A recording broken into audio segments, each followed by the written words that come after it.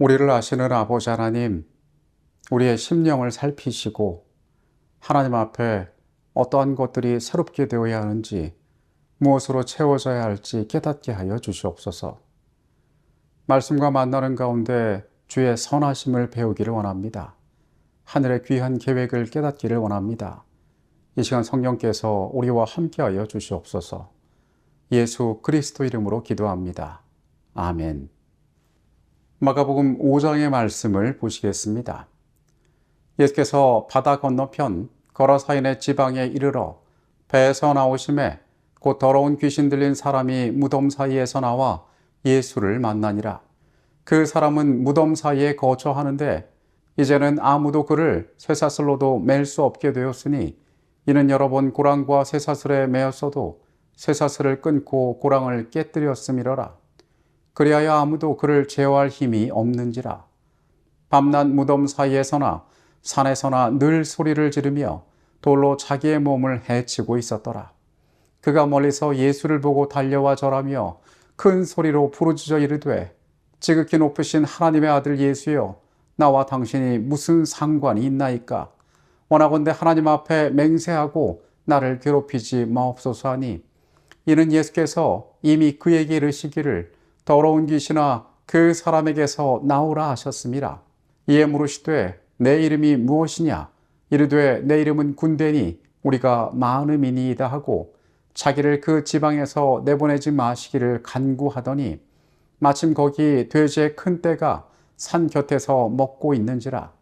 이에 간구하여 이르되 우리를 돼지에게로 보내어 들어가게 하소서 하니, 허락하신데 더러운 귀신들이 나와서 돼지에게로 들어가매 거의 2,000마리 되는 떼가 바다를 향하여 비탈로 내리다가 바다에서 몰사하거늘 치던 자들이 도망하여 읍내와 여러 마을에 말하니, 사람들이 어떻게 되었는지를 보러 와서 예수께 이르러 그 귀신 들렸던 자, 곧 군대 귀신 짚혔던 자가 옷을 입고 정신이 온전하여 앉은 것을 보고 두려워하더라.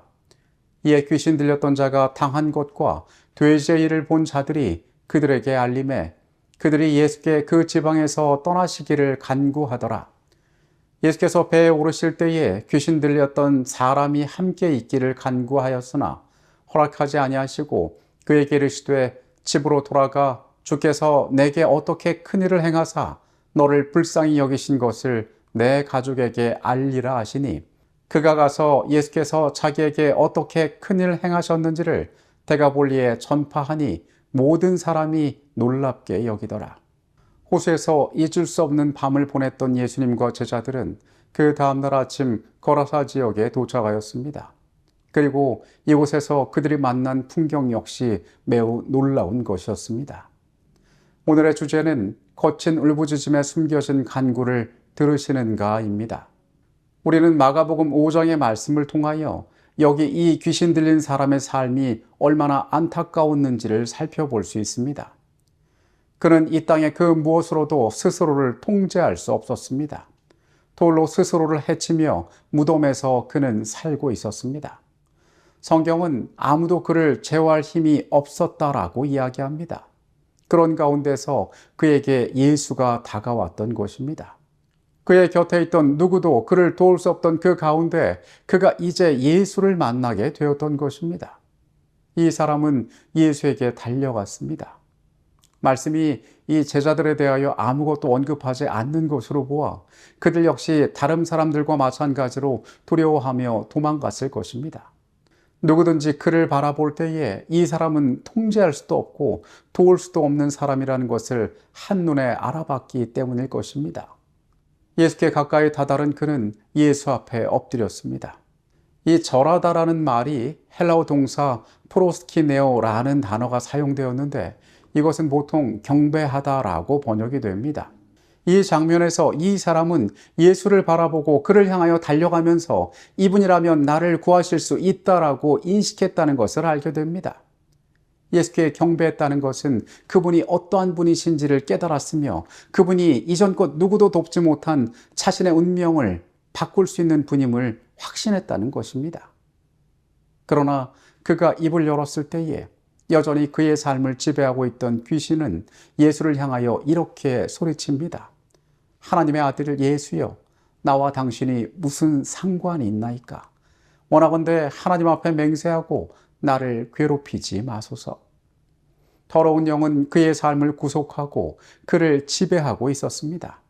하지만 예수님께서는 귀신들의 울부짖는 소리 너머에 속삭이고 있는 이 영혼의 가련한 간구를 듣고 계셨습니다.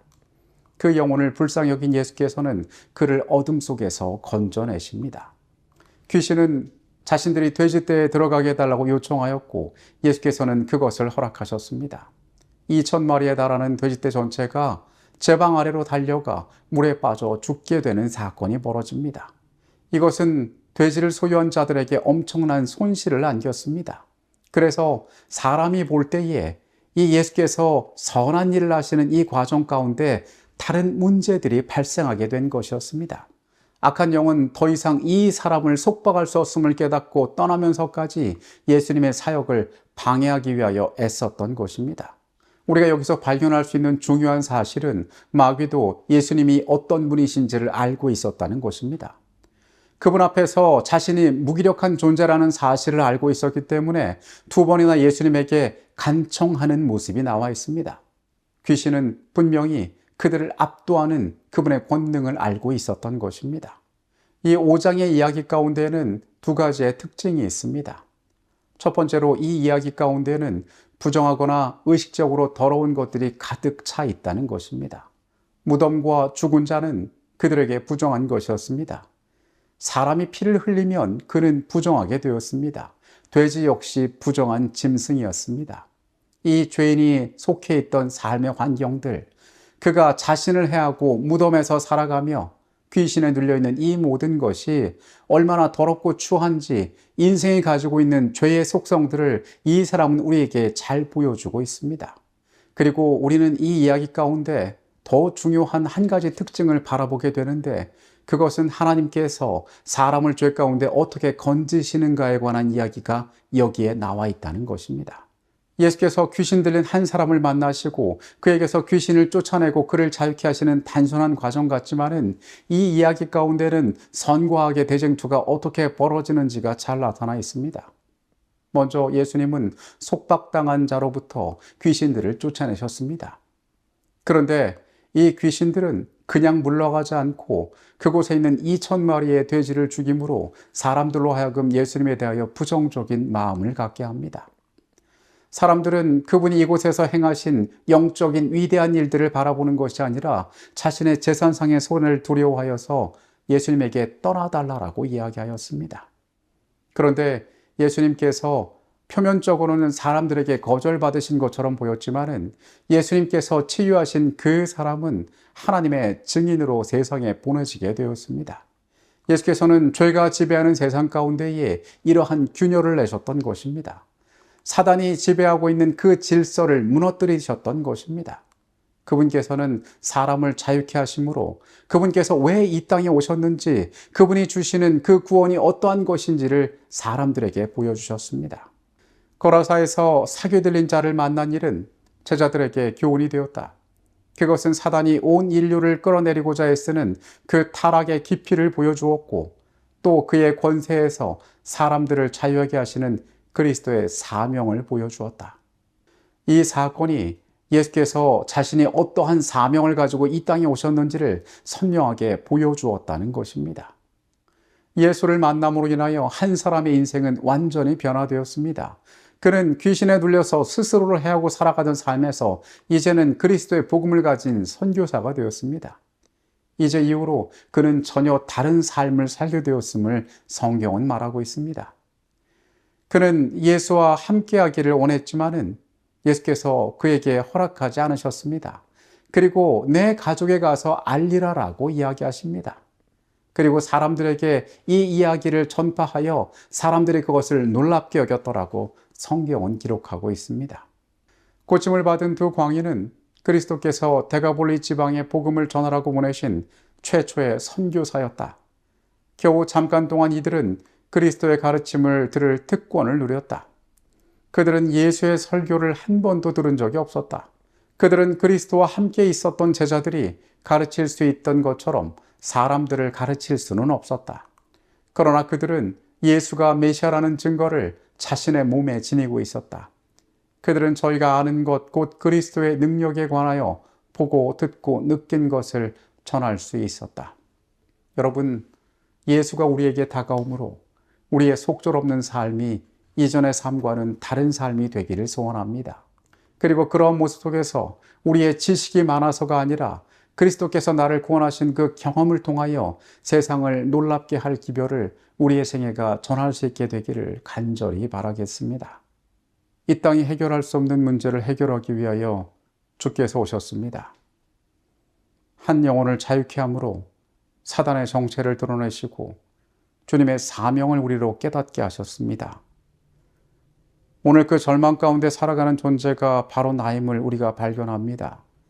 주님, 내 삶을 새롭게 하시고 주의 전능하심을 통하여 우리를 구원하여 주시옵소서. 주께서 우리를 세상에 보내실 때에 주님께서 나와 함께 하셨던 경험을 그들에게 말하고 나눔으로 그리스도의 아름다움을 전하는 우리가 되게 하여 주시옵소서. 주의 선한 손길이 이 하루의 삶에도 우리와 같이 하여 주시옵소서. 거룩하신 예수 그리스도 이름으로 기도합니다. 아멘.